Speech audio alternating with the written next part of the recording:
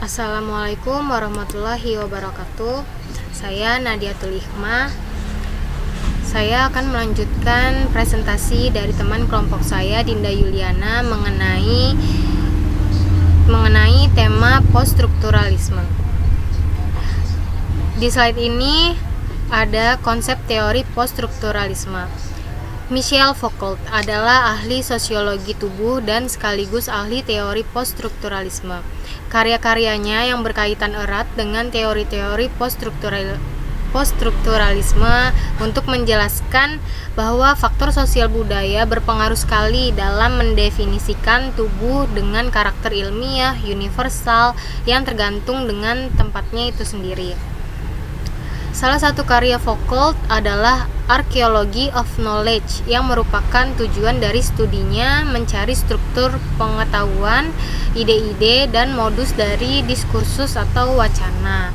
Jadi isi dari karya Foucault ini ada ide-ide Michel Foucault, modus, dan diskursus atau wacana seperti yang ada di slide ini. Dan konsep kunci dari Foucault adalah arkeologi, genealogi, dan kekuasaan.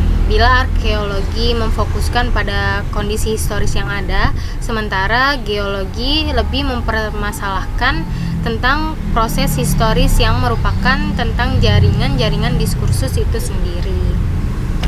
Baik, lanjut ke slide berikutnya. Slide di sini ada dekonstruksi. Dekonstruksi itu merupakan terminologi atau istilah khusus dari teori poststrukturalisme. Dekonstruksi sendiri merupakan ciri utama teori poststrukturalisme. Pada dasarnya, dekonstruksi merupakan pengembangan dari poststrukturalisme. Secara leksikal, prefix de itu berarti penurunan, pengurangan, atau penolakan. Jadi dekonstruksi dapat diartikan sebagai cara-cara pengurangan terhadap suatu intensitas konstruksi, yaitu gagasan, bangunan, dan susunan yang telah baku. Selain itu, penolakan yang dimaksud dalam dekonstruksi ini adalah penolakan terhadap adanya satu pusat. Pusat yang dimaksud itu dalam artian sebagai fungsi. Jadi dekonstruksi menolak bahwa karya sastra memiliki satu fungsi, tapi ia memiliki banyak fungsi. Jadi dekonstruksi ini menyatakan bahwa karya sastra itu nggak cuma punya satu fungsi doang, tapi memiliki banyak fungsi-fungsi lainnya. Dan sebuah teks dalam pandangan dekonstruksi akan selalu menghadirkan banyak makna. Jaringan-jaringan makna dalam teks juga bisa rumit, yang memungkinkan pembaca berspekulasi makna. Maksudnya makna dalam teksnya itu rumit, jadi pembaca itu bisa berspekulasi sendiri, bisa berpikiran sendiri mengenai makna-makna yang ada di teks tersebut. Maknanya itu nggak tunggal, melainkan bersifat plural atau makna tidak tetap, melainkan terus berkembang. Jadi maknanya itu selalu berkembang menurut dekonstruksi.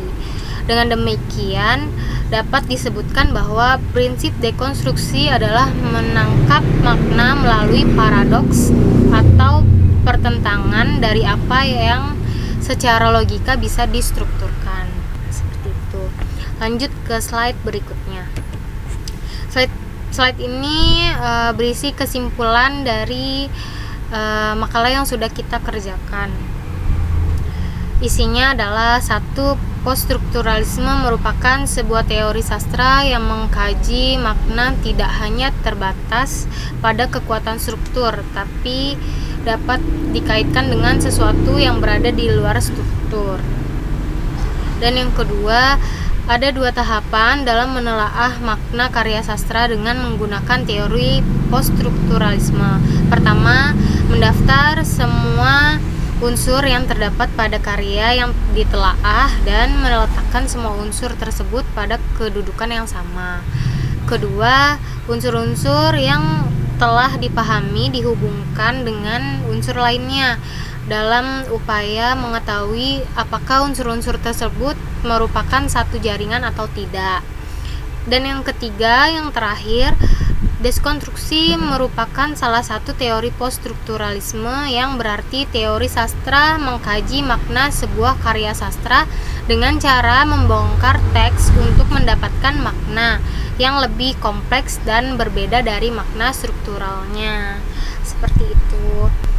Sekian dari presentasi yang bisa saya berikan. Bila ada kesalahan, mohon maaf dan terima kasih.